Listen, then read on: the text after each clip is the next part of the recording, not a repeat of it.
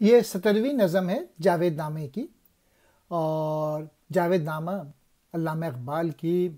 مشہور ترین کتاب ہے جو کہ انہوں نے فارسی میں لکھی تھی، اور یہ کتاب عبدالعلیم صدیقی نے ان کو ٹرانسلیٹ کیا تھا۔ میں نے اس کی مختلف تشریحات مختلف جگہوں سے لی ہے، تو سارا کریڈٹ فرہنگ کو اور ڈاکٹر خواجہ حمید یزدانی کو، ان سب کو جاتا ہے، اور جو بھی غلطیاں ہیں وہ میری ہیں۔ علامہ اقبال یہ مختلف سیاروں پہ جاتے ہیں جاوید نامہ میں۔ اب وہ عطارد میں موجود ہیں، یہاں ان کی ملاقات جمال الدین افغانی سے ہوتی ہے، اور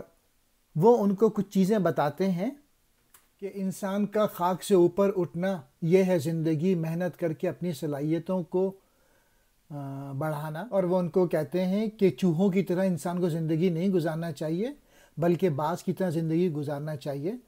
اور اپنے آپ کو ان سب میں پھنسا کے نہیں رکھنا چاہیے کہ میرا تعلق شام سے ہے یا ایران سے، اور پوری دنیا کو اپنا وطن سمجھنا چاہیے۔